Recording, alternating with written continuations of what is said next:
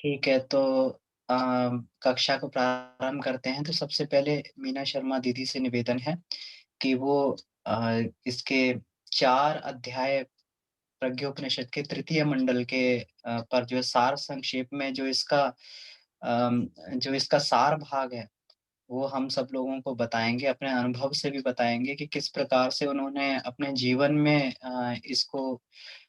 अपने जीवन में उन्होंने अपनाया और क्या उसके परिणाम इनके जीवन में रहे, जिससे हम लोगों को भी जो है ये गुरुदेव के द्वारा दिए गए इस अनुपम विधा पर हमको चलने का हमको प्रेरणा मिल सके। तो दीदी गायत्री मंत्र के साथ में आप प्रारंभ कीजिए। गुरु सत्ता को प्रणाम। सभी भाई बंधुओं को मेरा नमस्कार। ओम भूर्भुवः स्वः तत्सवितुर्वरेण्यं भर्गो देवस्य धीमहि धियो यो नः प्रचोदयात्। बाबूजी को प्रणाम। आज प्रज्ञोपनिषद सभी इसके विषय में जानते हैं और आज का जो हमारा विषय है परिवार प्रकरण, गृहस्थाश्रम, नारी महात्म्य और शिशु निर्माण, इस पर मैं आपसे चर्चा करूंगी। हम सभी को पता है, बाबूजी बार-बार बताते हैं कि प्रज्ञोपनिषद आज के युग की गीता है। इसमें आज के अर्जुनों के सभी प्रश्नों के उत्तर हैं। हम अपनी संस्कृति के पुरातन स्वरूप से बहुत दूर आ गए हैं। इसी कारण इस युग में अनेक समस्याओं से भी हम जूझ रहे हैं। गुरुदेव वह माध्यम है जो फिर से हमें अपने उसी गौरवान्वित संस्कृति और विचारधारा की ओर ले जाना चाहते हैं, जिससे नवयुग में मनुष्य में देवत्व का उदय और धरती पर स्वर्ग की स्थापना हो सके। उसके लिए ही उन्होंने हमें अपने जीवन के कुछ महत्वपूर्ण सूत्र दिए हैं, जिन्हें अपने जीवन में अपनाकर हम पुनः अपनी मानवीय गरिमा को प्राप्त कर सकते हैं। हमारा आज का विषय है प्रज्ञोपनिषद तृतीय मंडल, जिसमें गुरुदेव ने परिवार व्यवस्था व गृहस्थ जीवन जैसे विषयों पर समसामयिक परिस्थितियों के अनुसार समाधान प्रस्तुत किए हैं। परिवार समाज की एक छोटी इकाई है। हम सब अपने समाज को सुसंस्कृत और समुन्नत बनाना चाहते हैं। गुरुदेव ने परिवार को एक प्रयोगशाला माना, जिसमें हम अपने ज्ञान, कौशल और क्षमता का पूरा-पूरा लाभ देकर समाज सेवा का उत्तरदायित्व निभा सकते हैं। ऋषि धौम्य ने गृहस्थाश्रम को एक तपोवन बताया, जिसकी आधारशिला संयम और धैर्य पर टिकी हुई है। परिवार निर्माण एक विशिष्ट स्तर की साधना है, ये उन्होंने हमें बताया। अब साधना से हमारा क्या तात्पर्य है? योगी साधना करते हैं, जैसी उनकी प्रज्ञा बुद्धि होती है, जैसे तपस्वियों को तपस्या से अपनी प्रखर प्रतिभा का परिचय देना पड़ता है, इसी प्रकार हमें भी परिवार निर्माण में अपना तपस्या के रूप में हमें अपना परिवार निर्माण करना पड़ता है। यदि हम चाहते हैं कि आदर्श समाज की स्थापना हो, तो पहले हमें अपने परिवार में उन आदर्शों को और सिद्धांतों को स्थापित करना पड़ेगा। अ, परिवार है क्या? हमें ये जानना पड़ेगा कि परिवार क्या है? तो परिवार सद्भाव और सहकार, मैत्री और आत्मीयता के आधार पर टिका हुआ एक संगठन है। ये हमारे गुरुदेव के वचन हैं। इसे अगर हम समझें, तो कुटुंब परिवार के लोगों में हम देखते हैं कि बड़ा प्रेम होता है, हम एक-दूसरे के प्रति समर्पित होते हैं, एक-दूसरे की भावनाओं को समझते हैं और उनके उत्थान के लिए, उनकी कमियों को, उनके दोषों को, उनके उत्थान के लिए हम प्रयत्न करते हैं हमेशा। तो वहाँ हमारा आत्मीयता का भाव रहता है। गुरुदेव ने कहा है कि यदि कुटुंब परिवार के लोगों में ये भावना नहीं है, तो वो परिवार नहीं, एक बाड़े में बंद जानवर जैसे हैं। तो इस संगठन के लोग एक-दूसरे पर आश्रित होते हैं। आज परिवार को जीवन की जो सामान्य सुविधाएँ जुटाने के लिए हम सोच रहे हैं कि इसलिए परिवार ज़रूरी है कि इससे हमें आसानी हो जाएगी, पत्नी घर में आएगी तो हमारी सुख-सुविधा का ध्यान रखेगी और बच्चे हैं, ठीक है, एक-दूसरे के सहयोग से या उन पर हम अपना सब ये चाहते हैं कि माता-पिता हैं तो वो हमारे अंडर रहेंगे, लेकिन परिवार का अर्थ ये नहीं है। मनुष्य की जो सबसे बड़ी आवश्यकता है, वो है सघन आत्मीयता, अपनापन और अतरंग स्नेह। तो ये जिसको जहाँ मिलता है वही उसका परिवार हो जाता है। उसके लिए आवश्यक नहीं, जैसा कि आज के समाज में हम देख रहे हैं कि बच्चे अपने परिवार से दूर जा रहे हैं। बाहर जाकर वो ढूँढ रहे हैं इस अतरंगता को, इस आत्मीयता को, इस प्रेम को। तो गुरुदेव ने यह भी कहा है कि परिवार वही है जहाँ ये अनुभूतियाँ, ये भावनाएँ पनपती हैं। अ, ये ऐसा है क्यों? हम ये चाहते क्यों हैं? क्योंकि मनुष्य का स्वभाव है प्रेम को पाना और प्रेम देना। ये दोनों मानवीय गुण हैं। ह्यूमन नेचर है कि उसको क्योंकि हम आत्मिकी से जुड़े हैं, तो आत्मीयता और प्रेम का होना तो बहुत ही आवश्यक है।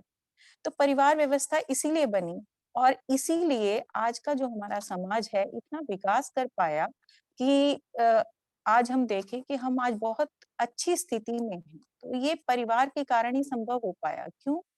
क्योंकि जब मनुष्य अकेला था तो उसकी स्थिति पशु और मनुष्य में कोई खास विशेष फ़र्क नहीं था।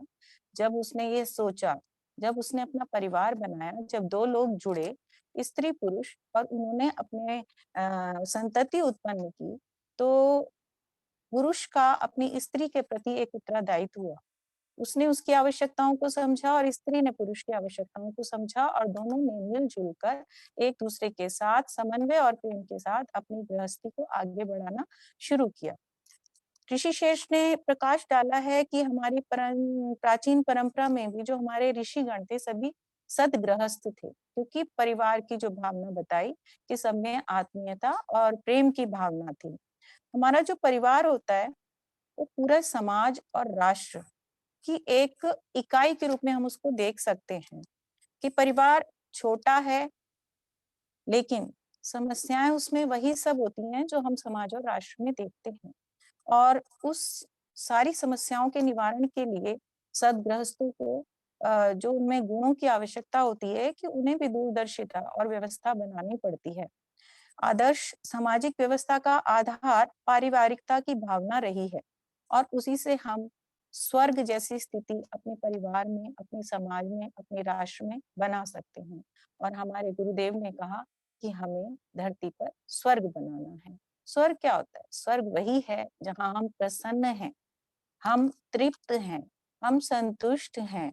तो अ, किस कहते हैं ना कि इसका दायरा हम धीरे-धीरे बढ़ाते हैं। पहले परिवार में संतुष्ट होंगे, तो अपने आस-पास, अपने मिलने-जुलने, अपने संबंधी, रिश्तेदार और ये इसका बढ़ता ही जाता है आकार-प्रकार और ये राष्ट्र से लेके फिर वसुधैव कुटुम्बकम तक पहुँच जाता है।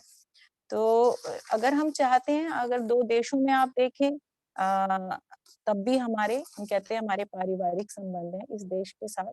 इसका अर्थ यही है कि वहाँ हम दूसरे की कमियों को छोड़कर उनके साथ प्रेम और आत्मीयता का व्यवहार करने लग जाते हैं। तो इसमें हमारे गुरुदेव ने कुछ सूत्र दिए जो हमने पिछले 2 अध्यायों में पढ़ा है कि एक मनुष्य के अंदर कौन-कौन से गुण होने चाहिए और किन गुणों से और अपने संस्कारों से वो अपने आप को उच्चता के श्रेष्ठ स्तर तक अपने आप को पहुँचा सकता है और अपने जीवन में जो भी दुःख हैं, परेशानियाँ हैं, कष्ट हैं, उनका निवारण कर सकता है। तो उन्हीं सिद्धांतों को गुरुदेव ने पारिवारिक जीवन और गृहस्थ आश्रम के लिए रखा।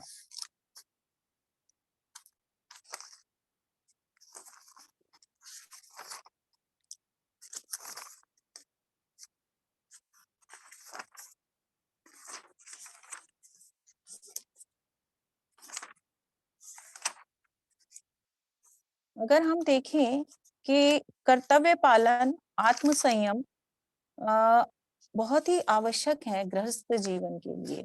हमें पता है कि सब अपने कर्तव्यों, उत्तरदायित्वों के साथ हम बंधे होते हैं। यदि हमने उनका पालन नहीं किया तो हमारे परिवार का कोई औचित्य ही नहीं रहेगा। माता-पिता, बच्चे सभी अपने-अपने कर्तव्यों के साथ जुड़े हों और उनका पालन करें पूर्ण निष्ठा के साथ और तपस्वी की भांति अपने-अपने उद्देश्यों को प्राप्त करें। अ, अगर हम कहें कि परिवार निर्माण एक जैसे मैंने पहले भी बताया कि एक साधना है, तो इसमें हम देखते हैं कि ये हमारी जो सारी संयुक्त प्रवृत्तियाँ होती हैं, ये सामाजिक स्तर पर प्रकट होती हैं कि हमारे परिवार में जैसा माहौल होगा, वही हमें समाज में और राष्ट्र में देखने के लिए मिलेगा।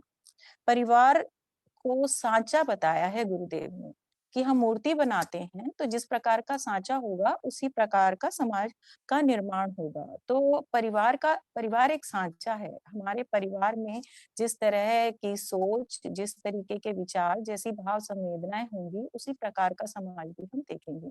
और जो समाज हम आजकल देख रहे हैं, हमें पता है, हम सब दोष देते रहते हैं कि ये आजकल क्या हो गया, कैसे लोग हो गए, बच्चे कैसे बन रहे हैं, किसी को किसी की परवाह नहीं है, तो कारण तो शायद हम ही हैं। क्योंकि अगर आप पीछे जाएँ, देखें, तो जब हमारे ऋषि-मुनियों का युग था, सतयुग था, तो उस समय ऐसी स्थितियाँ नहीं थीं, क्योंकि अपने परिवारों को उन्होंने समुन्नत बनाया था। तो सद्भाव और सहकार की भावना, समाज सुधार की सत्प्रवृत्ति, अ पारिवारिकता, आदर्श सामाजिक व्यवस्था और सद्गुणों का विकास, ये एक परिवार का दायित्व होता है। और जब हम कोई उद्देश्य प्राप्त करना चाहते हैं, तो कुछ नियम अनुशासन भी हमें अपनाने पड़ते हैं और संयम का पालन उसमें बहुत ही आवश्यक होता है। और आजकल शायद हमने कहीं संयम को खो दिया है।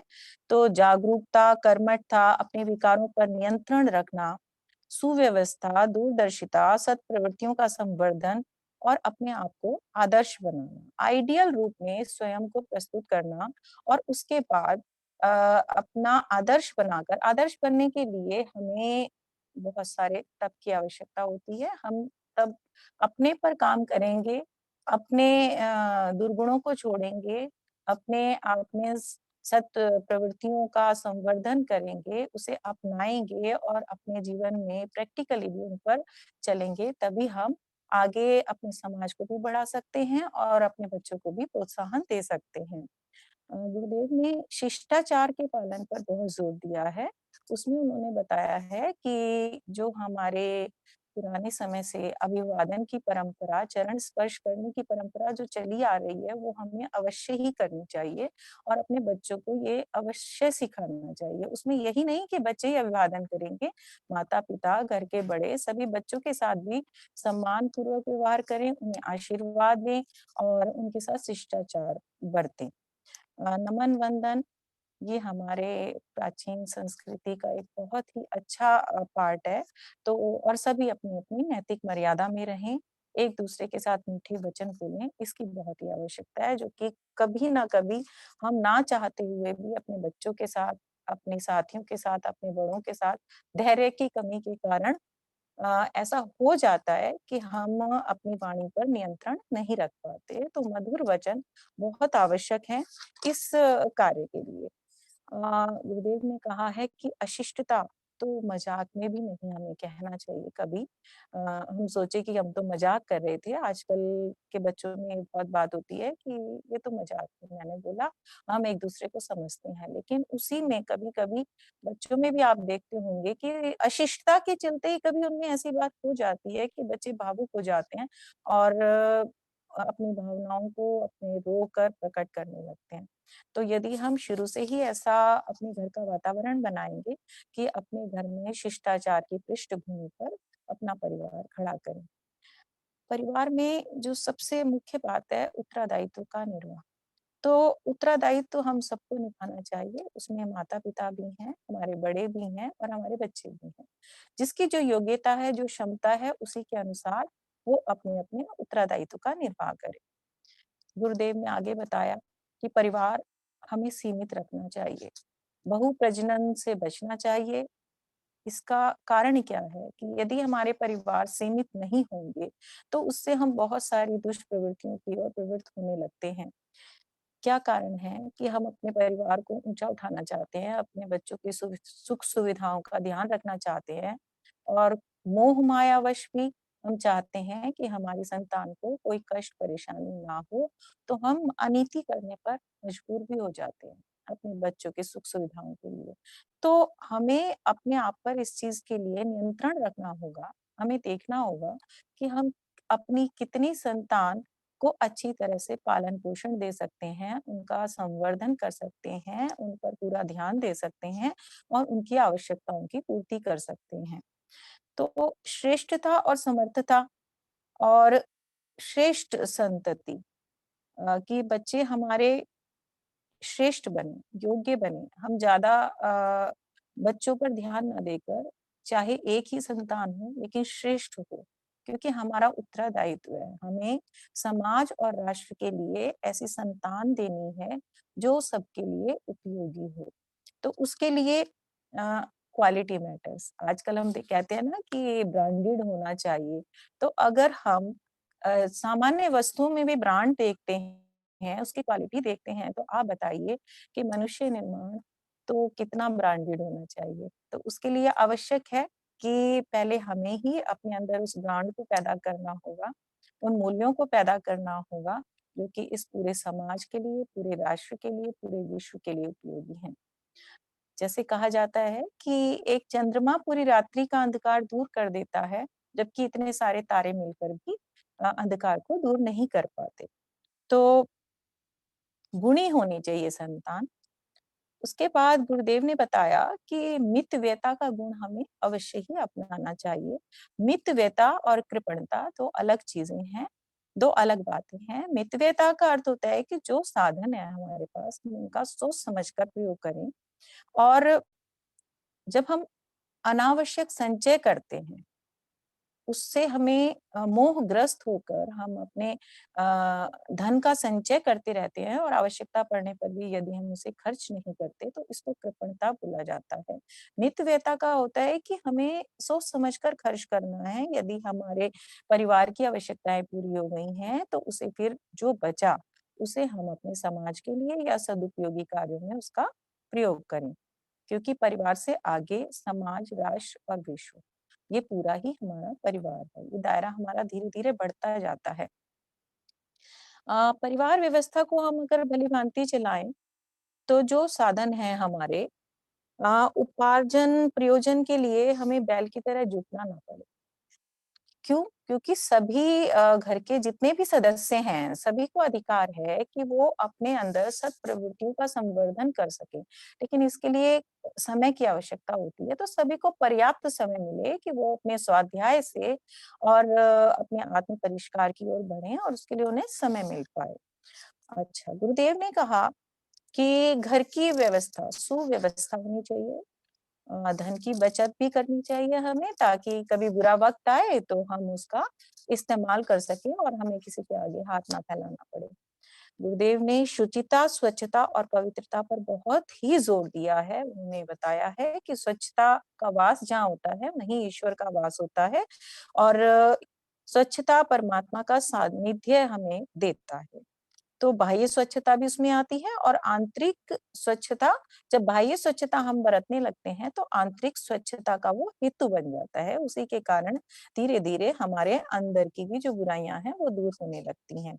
और उसके बाद उन्होंने कहा सादगीपूर्ण जीवन है, सुसज्जा रखनी चाहिए, आडंबर नहीं दिखाना चाहिए और अपने परिवार में अनुशासन अवश्य बनाए रखें। सतयुगी समाज बनाने के लिए पारिवारिकता और उससे जुड़े गुण समुच्चय को अपनाना ये आवश्यक ही नहीं अनिवार्य है। ये हमारे गुरुदेव के वचन थे। तो गृहस्थ जीवन इसी से जुड़ा है। जब हमने अपना परिवार बना लिया तो उसके बाद हम गृहस्थ आश्रम में जाते हैं।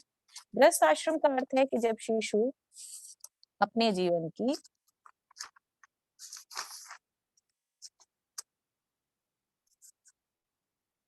किशोरावस्था में पहुंचता है, बच्चे से बड़ा बनता है और उसके अंदर विवेक शक्ति आ जाती है, तो फिर से उसका भी परिवार बनने लगता है। गृहस्थ आश्रम को भी अ, एक ऐसा आश्रम माना है, जैसे कहा जाता है कि गृहस्थ आश्रम में आप वो सब कार्य नहीं कर सकते जो आध्यात्मिकता के लिए आवश्यक है, ऐसा नहीं है। गुरुदेव ने कहा कि गृहस्थ आश्रम तो सबसे ज़रूरी है और हमारे ऋषि मुनि सभी सद्गृहस्थ थे। तो इसमें गुरुदेव ने बताया कि जब आप गृहस्थाश्रम में जाते हैं तो आपको कुरीतियों को छोड़ देना चाहिए और आपको उन चीज़ों को देखना चाहिए जो विवाह के लिए उपयोगी हैं या एक सद्गृहस्थ बनने के लिए जिनकी आवश्यकता है, जो कि मध्यकाल में अंधकार युग जिसे हम कहते हैं कि कुरीतियों के कारण और बहुत सारे बुराइयों के आने से हमारे समाज में लोगों ने उन चीज़ों को अपना लिया और उससे हमने बहुत नुकसान भी उठाया और उसी का प्रभाव आज हम अपने समाज में देखते हैं। उन कुरीतियों को हमें छोड़ना होगा।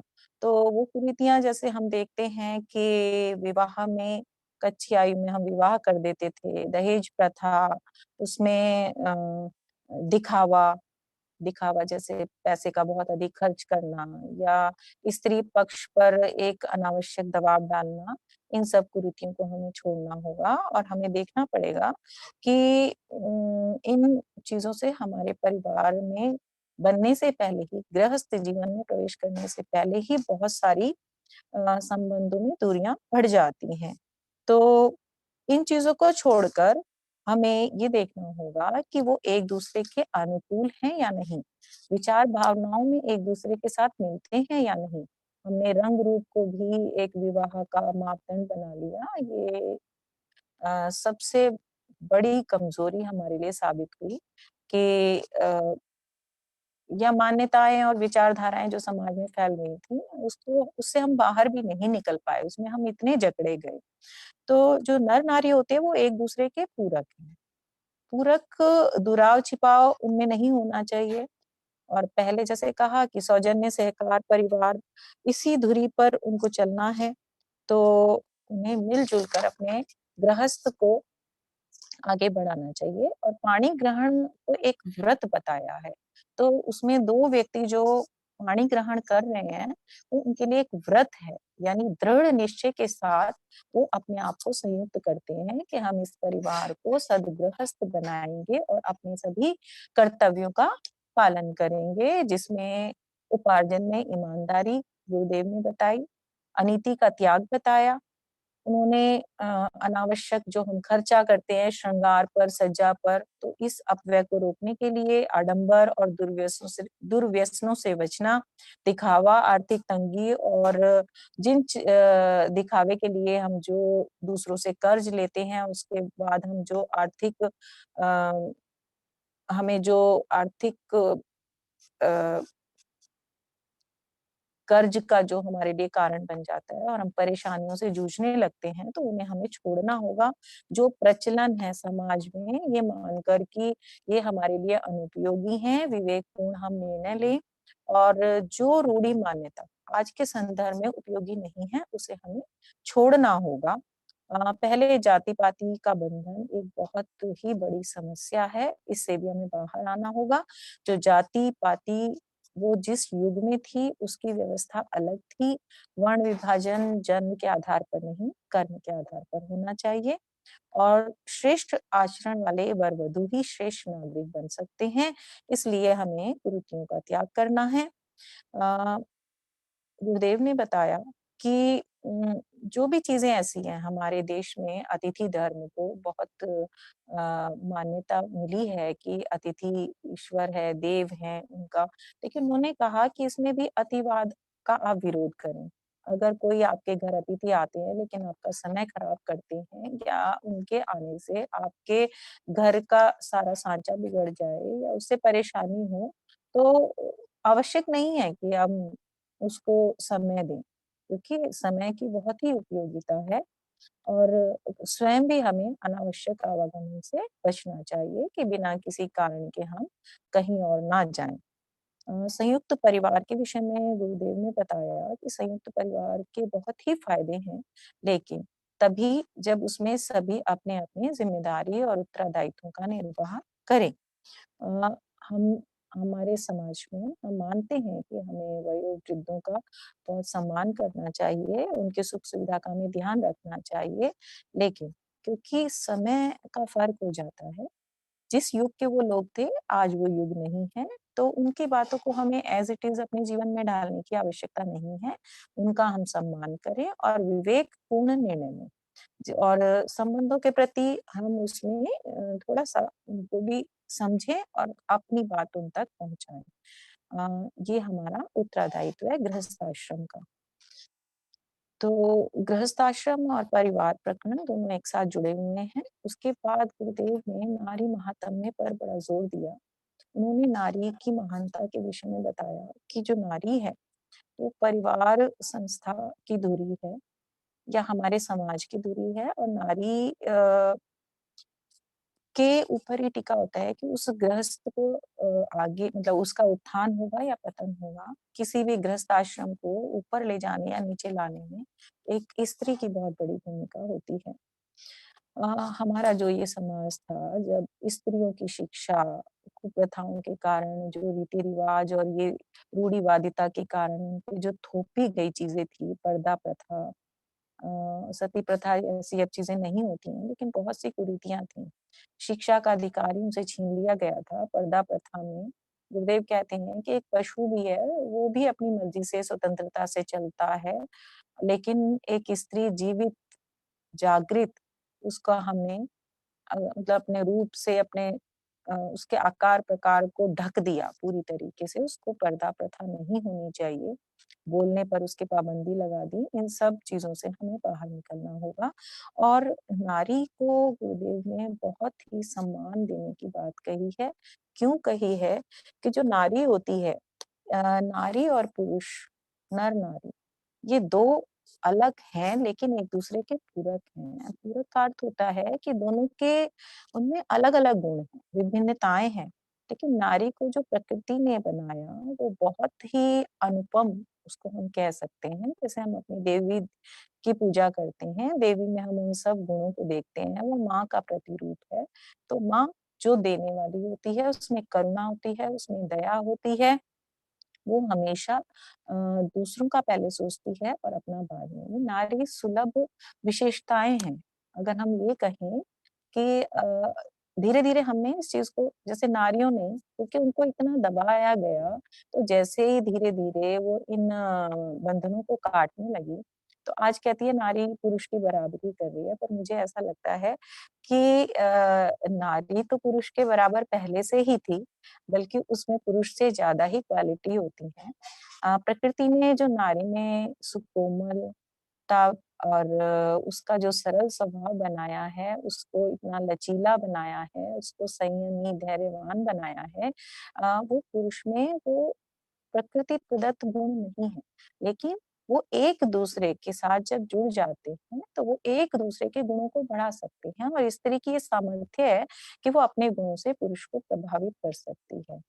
और लेकिन उसके लिए पहले उसको अपने उन गुणों को उभारना, जगाना और समाज को देना पड़ता है। जैसे कि आज मिसयूज़ दोनों उस समय पे भी पुरुषों ने उसका गलत उपयोग किया और आज स्त्रियाँ भी शायद कहीं कर रही हैं। तो हमें इस बात को समझना होगा कि हम दोनों अलग-अलग हैं, नर और नारी। दोनों की अपनी-अपनी विशेषताएँ हैं और जब ये दोनों जुड़ जाते हैं, तभी संपूर्ण होते हैं, पूर्णता को प्राप्त करते हैं क्योंकि एक के बिना दूसरे का काम नहीं चल सकता। जब दोनों के गुण समन्वित रूप से सामने आते हैं, तभी हमारा समाज, हमारा राष्ट्र उत्थान कर सकता है और इन दोनों के गुणों को मिलाकर ही हम आगे अपनी प्रगति के मार्ग पर आगे बढ़ सकते हैं। अपने बच्चों में जो संस्कार आप देना चाहते हैं, तो वो दोनों के मिश्रित रूप से उनको प्राप्त होंगे जब नर और नारी समान रूप से आगे बढ़ेंगे। अ, तो इसलिए गुरुदेव ने नारी शिक्षा की अनिवार्यता पर बहुत ही जोर दिया कि नारी को अवश्य ही शिक्षित किया जाना चाहिए और ये समाज की प्रगति के लिए बहुत आवश्यक है और स्वावलंबन तो सभी के लिए आवश्यक बताया है। लेकिन नारी के लिए आज के युग में हम देख रहे हैं कि जब से नारी स्वावलंबी हुई है, हमारे युग मतलब समाज का ढांचा ही बदलने लगा। बहुत कुछ बदल रहा है। लेकिन मैंने प्रज्ञोपनिषद से जाना कि हम उन्हें डिफाइन नहीं कर पा रहे थे। हम बहुत अपने आप को शिक्षित मानते रहे, लेकिन हम कुछ आधारभूत बातों को भूल रहे थे, जो मुझे अब गुरुदेव की कृपा से समझ में आई कि ये क्यों होना चाहिए और हमारा बेसिक डिफरेंस है क्या? तो नारी को अपने नारी सुलभ जो उसका स्वभाव है, उसको अवश्य ही अपनाए रखना चाहिए, उसको नहीं छोड़ना चाहिए और उसको श्रमशील नारी होती है, संयमी होती है, धैर्यवान होती है, उसको ईश्वर ने प्रेम की ज़्यादा मात्रा दी है पुरुष के मुकाबले। लेकिन उसी से समाज आगे बढ़ सकता है, अपने बच्चों से प्रेम करना, उनका लालन-पालन करना, ये सब गुण स्त्री में ज़्यादा होते हैं। ये नहीं कह सकते पुरुष में नहीं होते, आजकल पुरुष भी तो दोनों मिल-जुल कर जो मैंने अभी कहा कि पूरक हैं एक-दूसरे के। तो नारी की दुर्दशा का अर्थ है कि नर संकटों से घिरा रहेगा और नारी की अच्छी स्थिति हमारे समाज को और नर को एक बहुत ही आगे लेके जाएगी, समाज को बहुत आगे बढ़ाएगी। तो हमें हमें जो मैंने कहा कि अब तो हट गई हैं पर्दा प्रथा वगैरह और आगे हटानी है, जहाँ ये अभी भी कुरीतियाँ हैं, तो लोगों को आगे आना होगा, जो लोग उदार प्रवृत्ति के हैं और नारी को हमें और आगे लेकर आना है। तो जब नारी शिक्षित हो गई, एक-दूसरे के पूरक हो गए, हमने परिवार प्रकरण को समझ लिया, गृहस्थ आश्रम को समझ लिया, अपनी ज़िम्मेदारियों को समझ लिया, तो उसके बाद जब हम शिशु निर्माण पर आते हैं, तो शिशु निर्माण का अर्थ यही है कि जब हमने हमारा उद्देश्य है कि समाज के लिए हम एक ऐसी संतान दें, एक ऐसी संतति दें कि जो उसे आगे ले जाए, राष्ट्र का उत्थान करे। तो जो आज का बालक है वो कल का समाज संचालक और राष्ट्र नायक बनता है। तो गुरुदेव ने परिवार को एक फुलवारी बताया है और बालक उस फुलवारी के पुष्प हैं, जो अपनी सुरभि सारे वातावरण में फैलाते रहते हैं। तो बच्चों को अगर हम उन्होंने कहा है ये छोटी पौध के समान है और पौधे को वृक्ष बनने में एक प्रक्रिया से गुजरना पड़ता है, तो वही हमारे बालक को भी उन प्रक्रियाओं से गुजरना पड़ता है। लेकिन वहाँ माता-पिता की भूमिका एक कुशल माली के समान है। तो हमें बच्चे को ये समझकर कि उसका विकास होने के लिए किन-किन चीज़ों की आवश्यकता है, स्नेह से, प्रेम से और जो स्नेह प्रेम से हमें उन्हें आगे बढ़ाना है, उनकी देखभाल करनी है, उनकी भावनाओं को समझना है और समाज को हमें सुयोग्य नागरिक देने के लिए शिशु निर्माण करना चाहिए, प्रजनन करना चाहिए। मैं पहले ही बता चुकी हूँ कि उसमें हमें सीमित संतति पर ध्यान अवश्य देना चाहिए। पहले वंश वृद्धि जो कही जाती थी, वो संतान के कारण नहीं थी, कि संतान से कभी भी आपकी वंश वृद्धि नहीं होती है, वंश वृद्धि के लिए आपके अपने सद्कर्म हैं। जैसे गुरुदेव ने उदाहरण दिया कि जितने भी महान पुरुष हैं, हम उनको याद रखते हैं, उनकी संतति के शायद नाम भी हमें ना पता हो, जैसे कृष्ण हैं, कबीर हैं, मीरा हैं, तो हम ये जो हमारे मन में एक मान्यता है कि वंश वृद्धि होती है संतान से, तो हमें इस मान्यता को भी निकालना होगा। और कन्या और पुत्र दोनों समान होते हैं, जैसे मैंने बताया, एक-दूसरे के बिना उनका ये समाज आगे नहीं बढ़ सकता, दोनों की समान उपयोगिता है, दोनों को एक जैसा लालन-पालन देना चाहिए, दुलार देना चाहिए, संरक्षण देना चाहिए और उसमें कोई भेदभाव हमें नहीं करना चाहिए। धीरे-धीरे समाज अग्रसर हो रहा है इस दिशा में और शिक्षा उनको समान मिलनी चाहिए। अच्छा शिशु निर्माण में हमें जो महत्वपूर्ण बात है कि हम आज आज हम जो कर रहे हैं कि केवल उसकी किताबी शिक्षा पर ध्यान दे रहे हैं। हम सब में होड़ लगी है कि बच्चों को हम पता नहीं कैसी टेक्निकल शिक्षा दे दें और हम ये सिखाएँ, वो सिखाएँ और पैसा कितना कमा पाएँगे। लेकिन ये हमारी धीरे-धीरे हम समझने भी लगे हैं शहरों में रहने वाले कि ये कितना नुकसानदायक है।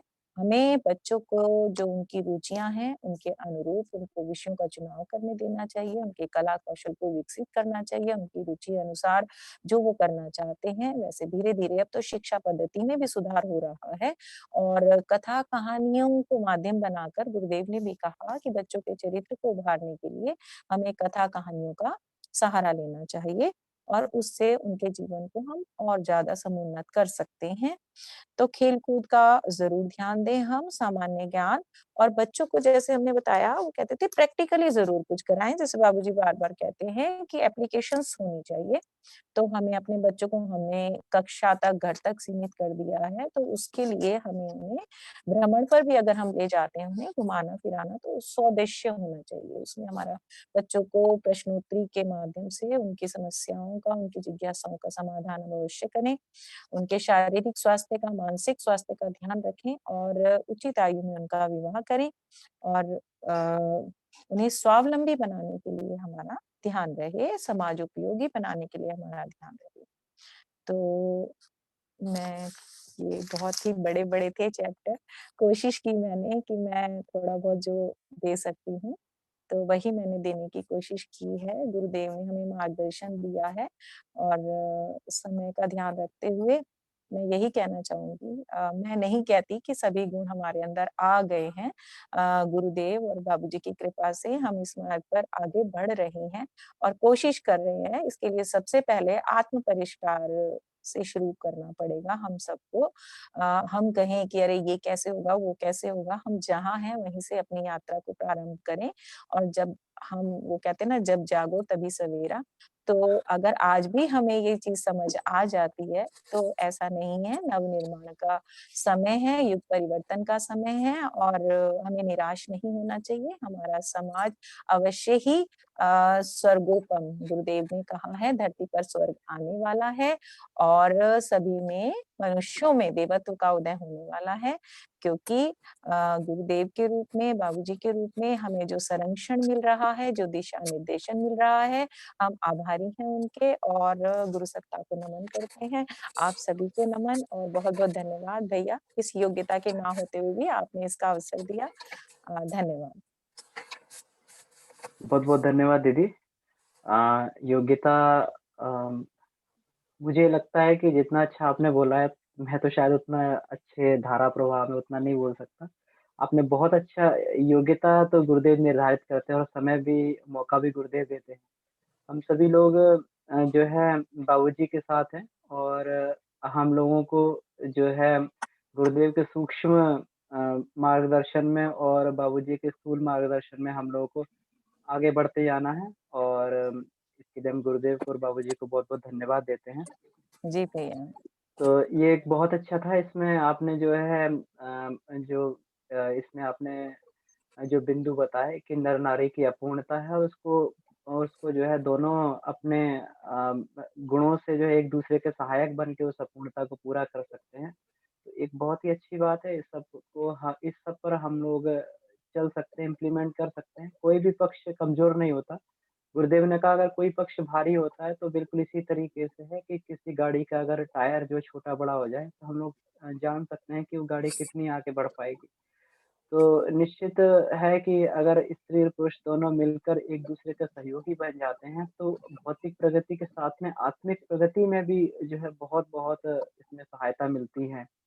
और जो इन्होंने दीदी ने बताया कि बच्चों में जो एक अर्निंग मशीन बनाने की जो होड़ हो गई, इसकी जगह हम बच्चों में संवेदना विकसित करें, तो संस्कारिकता विकसित करें और ये इनमें देखने को मिला। दीदी की 2 बेटियाँ हैं और इन उन्होंने जिस प्रकार से उनका पालन-पोषण किया है, जिस प्रकार से उनको संस्कार दिए हैं, तो इन सभी के लिए एक प्रेरणा है। तो हम लोग कभी उस विषय पर भी आगे बात कर सकते हैं। तो मेरा निवेदन है अब शैली दीदी से। शैली दीदी अभी अधिवक्ता और प्रणाम। वकील के पेशे में हैं और अपनी प्रैक्टिस भी कर रही हैं। दीदी की सबसे बड़ी बात एक बहुत अच्छी साधक हैं और इन्होंने जो है अध्यात्म के सूत्रों को बड़ी ही गहराई से अपने जीवन में उतारा है और जो है तो दीदी से निवेदन करते हैं, दीदी आप आएँ और जो इसके प्रज्ञोपनिषद तृतीय मंडल के जो बाकी के 3 अध्याय हैं जिसमें हमारा वयोवृद्ध महात्म्य है, सुसंस्कारिता प्रकरण है और विश्व परिवार प्रकरण है। तो दीदी आएँ और हम सभी लोग को इस पर अपने अनुभव हमें बताएँ, ताकि हम लोग भी प्रेरणा पाकर आगे इसमें जो है सूत्र उठाकर आगे बढ़ सकें। जी, दी। बहुत-बहुत धन्यवाद भैया। सभी को प्रणाम बाबूजी, आपको प्रणाम चरण स्पर्श। अ, दीदी ने बहुत अच्छे तरीके से हमें जो परिवार व्यवस्था के सारे सूत्र बताए हैं। अब परिवार के ही हमारे अंग होते हैं वृद्धजन। तो महर्षि धौम्य ने ये इंश्योर किया कि हमारे परिवार के सभी व्यक्तियों के लिए जो उन्नति का प्रगति का पथ है वो प्रशस्त रहे। तो वृद्धजनों की समस्या सबसे पहले क्या रहती है कि जो उपार्जन का उनका समय था, जो कर्म करने का समय था, वो समापन हो गया, उसका पूर्ण हो गया। अब आगे उनके पास कार्य वो ऐसा अनुभव करते हैं अपने जीवन में कि अब वो इतने यूज़फुल नहीं रहे, जो उपार्जन वो कर रहे थे, वो नहीं अब कर रहे। तो अब उनको एक उपेक्षा की दृष्टि से देखा जा रहा है, एक भार की दृष्टि से देखा जा रहा है, और उनके मन में आकांक्षा ये रहती है कि उनको वैसा ही सम्मान फिर कैसे मिले, वो ऐसा क्या करें जिससे वो वही सम्मान पा पाएं जो अभी तक उनको एक यूजफुल मेंबर की तरह जो मिलता रहा है। तो महर्षि धौम्य ने आज के युग की समस्याओं को देखते हुए कि आज उपार्जन प्रधान जो है युग हो गया है, कंज्यूमरिस्ट सोसाइटी हो गई है, तो महर्षि धौम्य ने कहा कि क्यों ना ये मार्गदर्शन जो है ना, उनके मनोभावों को देखा कि वृद्धजनों के मन में ऐसे भाव रहते हैं, तो उनको भी ऐसा मार्गदर्शन दिया जाए जिससे उनकी प्रगति और समाज का उत्थान दोनों सधते रहें।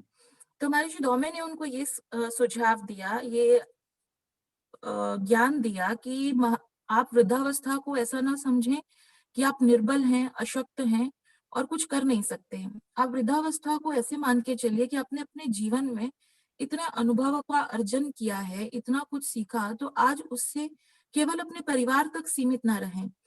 उस अनुभव का जो हमने ज्ञान अर्जन किया, जो हमने कठिनाइयों को पार करके सीखा, वो आगे आने वाली जो पीढ़ियां हैं, उनको क्यों ना दिया जाए। तो यहाँ पर एक वानप्रस्थ संस्कार की परंपरा को समझाते हुए अपनी अपनी परिस्थिति के अनुरूप उसको भी मॉडिफाई किया है कि किसी की परिस्थिति है कि वो परिवार को, अब उन्होंने ऐसी तैयारी की है कि जो बड़ा बेटा है या घर में एक ऐसे मेंबर्स हैं जो परिवार के आगे की व्यवस्था संभाल लें, तो वो पूरा समय समाज को दे सकते हैं। लेकिन अगर ऐसी व्यवस्था नहीं है तो अपने घर में रहते हुए हम अधिकतर समय जो है समाज के लिए दें। समाज में जो उन्होंने ज्ञान अर्जन किया है वो बांटने के लिए अपने आप को तैयार करें। तो उसके लिए प्रोसेस क्या है?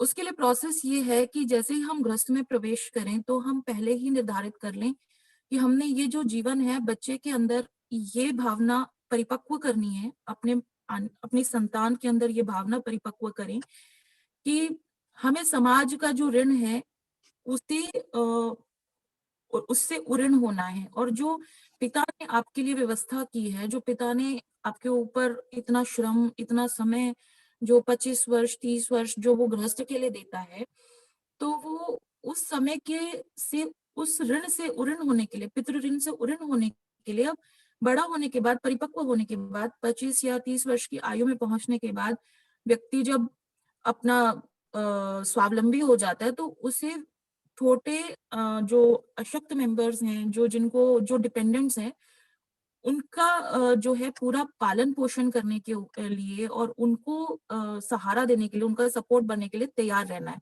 तो वो पितृ ऋण से उऋण होने का जो परिपक्वता है बच्चे में पहले से ही डाली जाए, वो संस्कार डाला जाए, तो इससे ये परिणाम होगा, इससे ये तैयारी हो पाएगी कि जब हम अपनी आयु के 50-55 वर्ष जी चुके होते हैं, तो तब हम इस बात के लिए तैयार हो जाते हैं कि अब हम समाज के लिए, क्योंकि आपने बच्चे को अच्छे से तैयार कर दिया, उसमें सुसंस्कारिता डाल दी, उसे उत्तरदायित्वों के लिए तैयार करके अब हम अपने समय को नियोजित करेंगे समाज के लिए।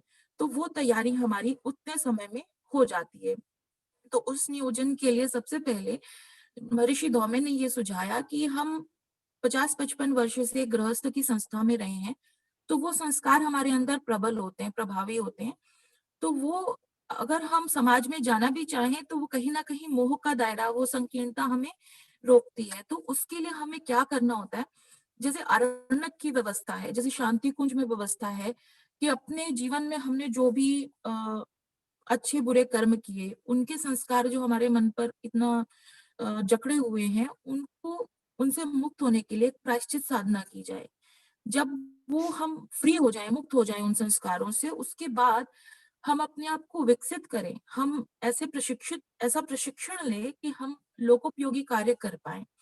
तो इस प्रकार से जब मनुष्य अपनी संकीर्ण परिधि से एक परिपक्व अवस्था में जब वो वृद्ध हो गया, उस अवस्था से संकीर्ण व्यवस्था से वो एक समाज के लिए, विश्व के लिए, विश्व को परिवार मानते हुए उसके लिए अपने श्रम का, समय का योगदान देने लगता है, तो उसके पास सम्मान की भी कोई कमी नहीं रहती। उसके जीवन में एक नयापन बना रहता है। जैसे बच्चे जब बड़े हो जाते हैं, आजकल हमने देखा कि बच्चे फॉरेन कंट्रीज में मूव कर गए, या फिर इंडिया के अंदर ही, आप नॉर्थ में तो बच्चे कहीं साउथ में, वेस्ट में।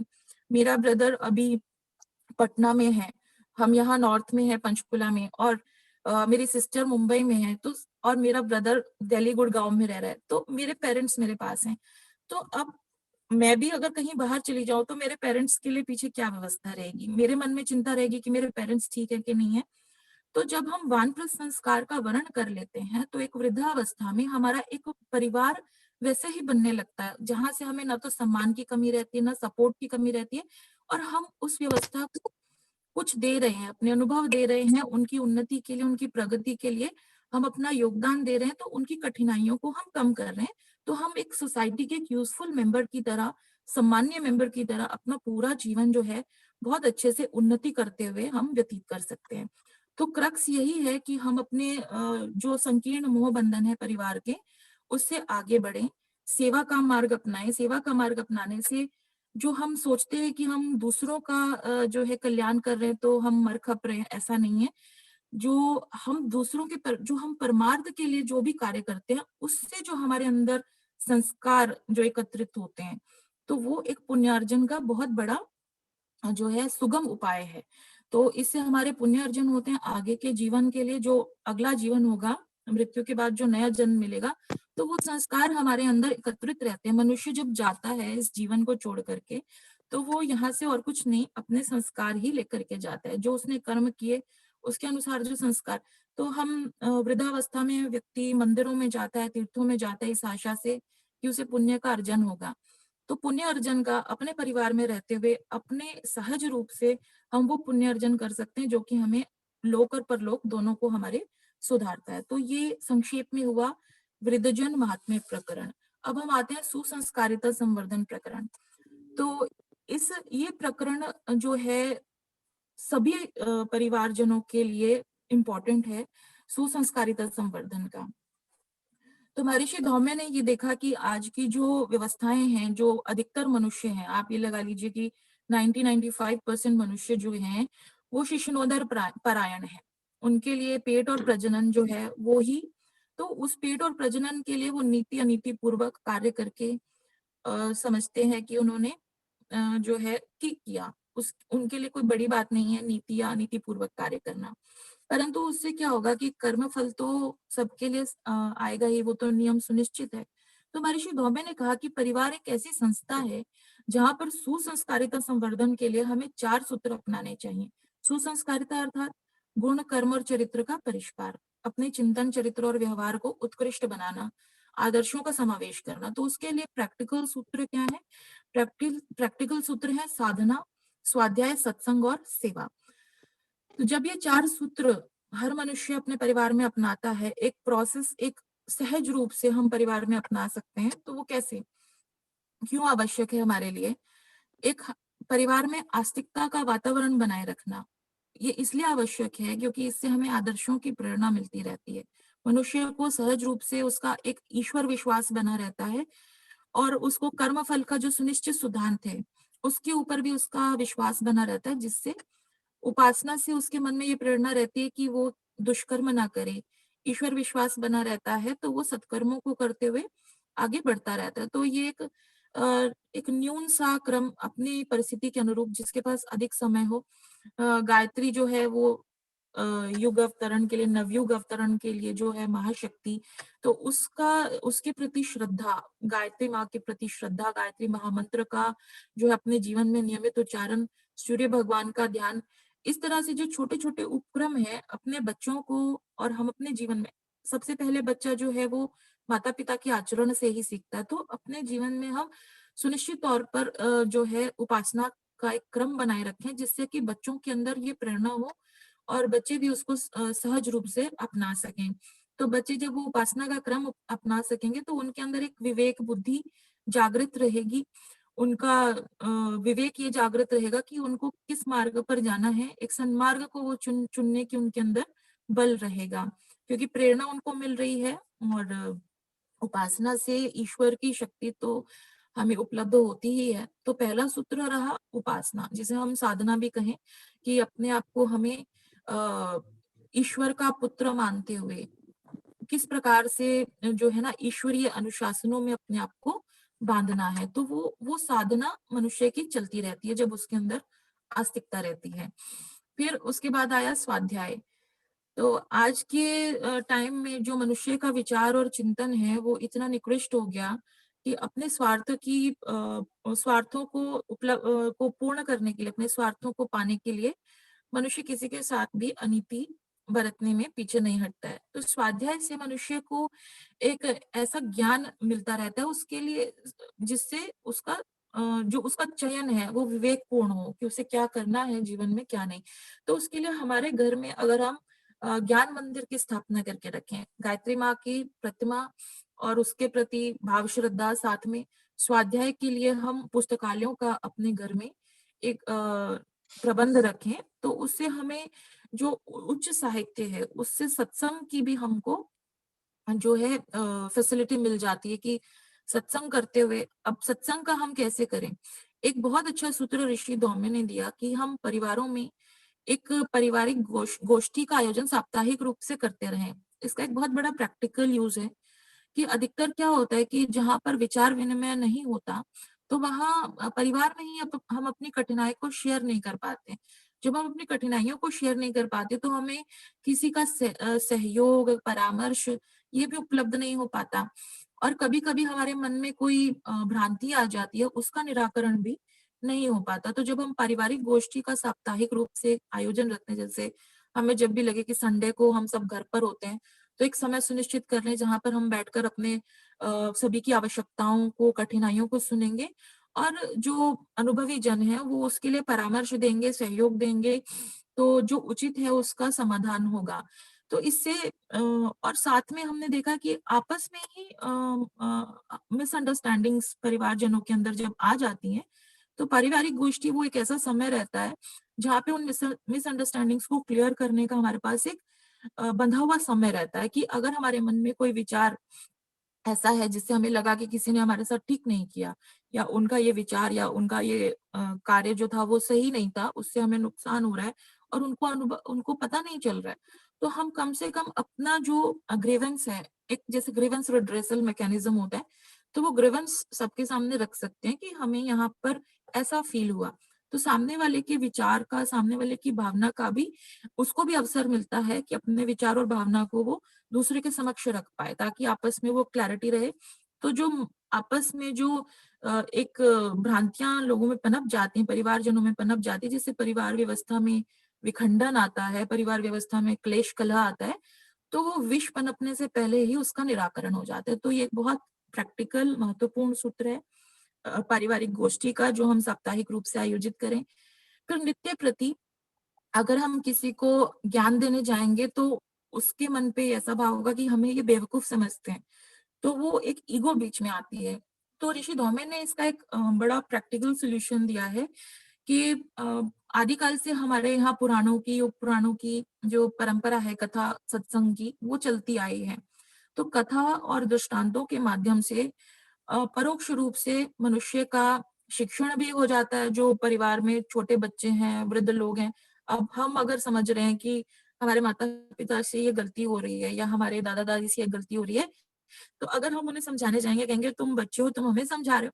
लेकिन जब ये कथा प्रकरण का जो नित्य प्रति जो एक हमारा नियमित चलता रहता है, तो उससे मनुष्य को एक प्रेरणा मिलती है, बिना किसी को पर्सनली पॉइंट आउट किए हमें वहां पर अपने व्यवहार के बारे में भी रियलाइजेशन हो जाती है कि कहाँ हमसे उचित अनुचित क्या व्यवहार बन पड़ा, और हमारी जो कठिनाइयां और समस्याएं हैं उनके सॉल्यूशंस हमको उन कथाओं में मिलते रहते हैं। और आज जो इतना विषम जो परिस्थितियां हो गई हैं, तो उसमें कितने मानसिक रूप से तनाव बने रहते हैं, स्ट्रेस बना रहता है, इतनी कठिनाइयां बनी रहती हैं, तो कथा हमें हेल्प करती है कि बिना ह्यूमिलिएट हुए, कोई भी व्यक्ति ना तो ह्यूमिलिएट होता है कि हमें समझ नहीं आ रहा किसी को, ना तो हम अ, ऐसा ठहराते हैं कि तुम बेवकूफ हो या इडियट हो, तुम्हें नहीं समझ में आ रहा। ये भी बात नहीं रहती मनुष्य के मन में, वो सहज रूप से उसकी प्रेरणा को अपना करके अपने जीवन के जो मार्ग को है वो सुगम बना लेता है। तो ये कथा सत्संग का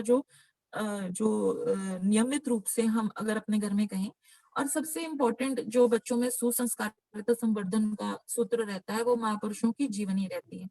तो महापुरुषों की जीवनियों का जब हम अवलोकन करते हैं, तो किस प्रकार से उन्होंने कठिनाइयों से होते हुए, साहस अपनाते हुए, परिस्थितियों से जूझते हुए अपना मार्ग बनाया, वो आगे बढ़े दृढ़ संकल्पित रह करके।